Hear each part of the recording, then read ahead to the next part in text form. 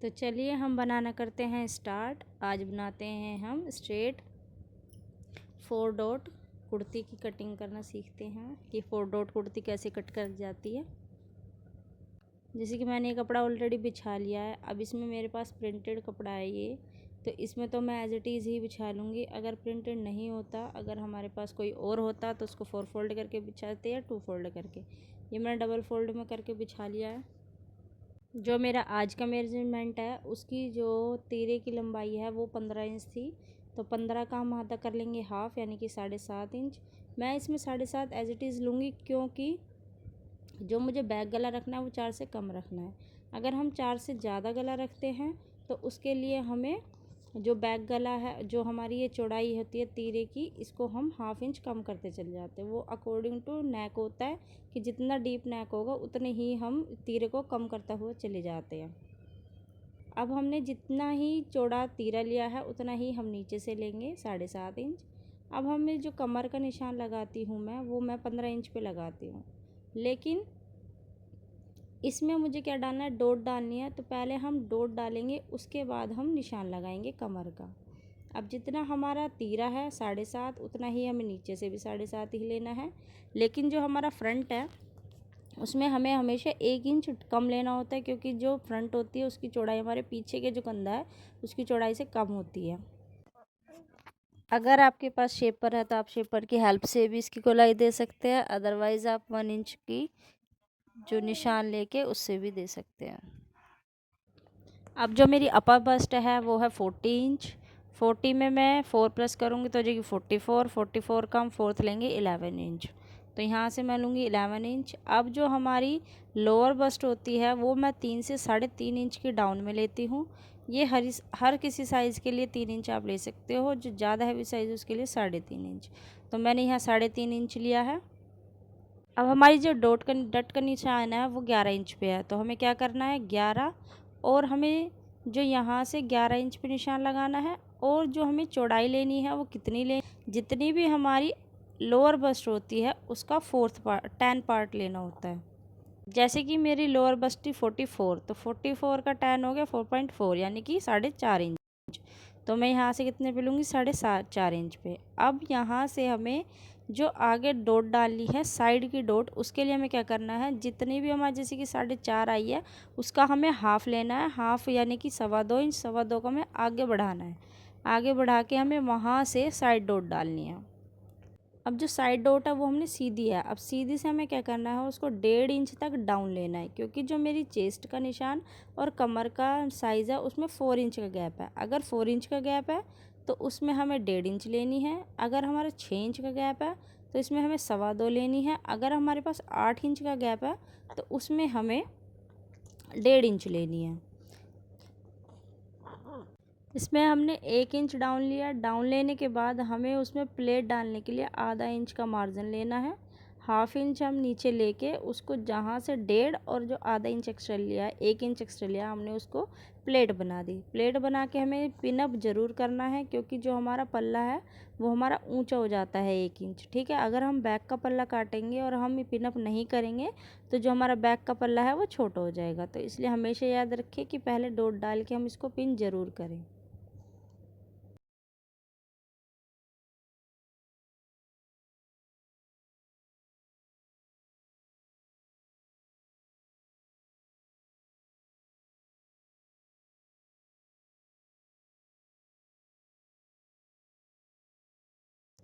Pin लगाने के बाद ही हमें इसके कमर का निशान और हिप का निशान लेना है।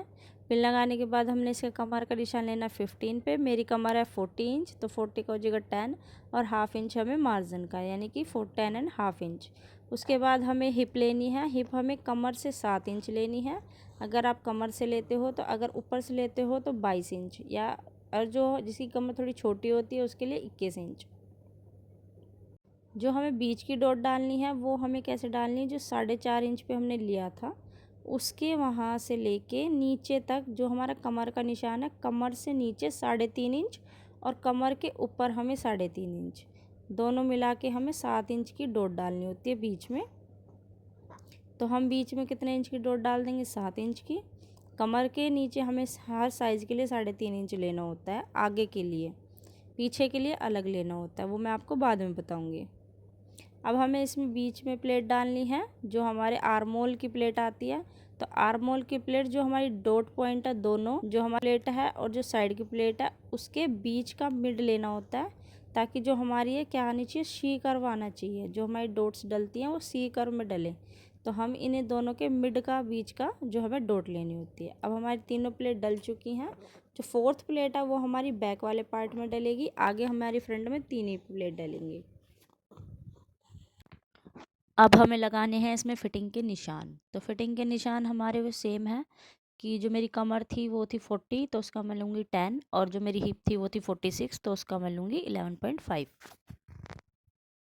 मैं कमर में और हिप में कोई लूजिंग ऐड नहीं करती हूँ, क्योंकि जो मैं लेती हूँ जब नाप लेते हैं तो मैं उसी में ही लूज़ लेती हूँ। हिप लेंगे हम 21 पर, और हम निशान लगा के और 1.5 इंच का मार्जिन डालते हुए हम इसमें निशान लगाएंगे। अब हमारे निशान तीनों लग चुके हैं। अब हमें जो आर्मोल है, आर्मोल में हमें क्या देनी है, शेप देनी है। तो शेप हम कैसे देंगे, या तो हम इसको मेज़र कर लेंगे। आर्मोल में जो शेप दी थी उससे हम मेज़र करेंगे कि हमारा जो आर्मोल का नाप था, जैसे कि मेरा 18 इंच था, तो वो एग्जैक्ट 9 पे आना चाहिए। तो मैं उसको 9 लूँगी, और 1/2 इंच मार्जिन का जो कि ऊपर से दबेगा, तो यानी कि 9.5 इंच। इंच टेप को आप हमेशा सीधा नहीं रखोगे, ऐसे टेढ़ा करके रखोगे, ताकि जो नाप है वो सही आ जाए। अब जो आर्मोल की प्लेट है वो भी हमें फोल्ड करके ही कटिंग करनी है, क्योंकि कटिंग के बाद वो क्या जाती है, थोड़ी डाउन हो जाती है। अब जो हमारा ऊपर से शोल्डर है वो हमें डाउन करना है, जहाँ पर हमारा निशान आया था वहाँ से। और जो हमारी नेक की है, नेक हमें जैसे कि इसमें 3 इंच लेनी है, तो 3 से मेज़र करके वहाँ से उसको पूरा मिला देना है। हमारे सारे निशान लग चुके हैं। अब हम इसकी कटिंग करते हैं।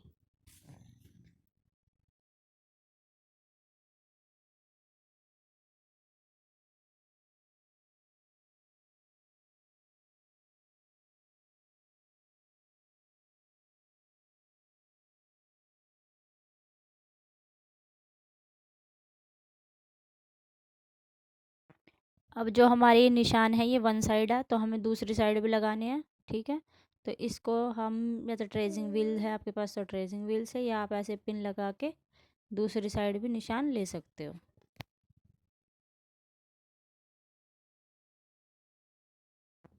सारे निशान कंप्लीट करने के बाद अब हम इसे दूसरा जो पार्ट है बैक कटिंग के लिए, इसको उसके ऊपर एज इट इज़ बिछा देंगे, ताकि हमें दोबारा से निशान ना लगाने पड़े। जो हमारा बैक का है वो हमें जो आगे का पार्ट है वो हमें पिन के साथ ही लेना है, क्योंकि अगर इसको हम खोल के लेंगे तो वो हमारा एक्स्ट्रा आ जाएगा पीछे वाला।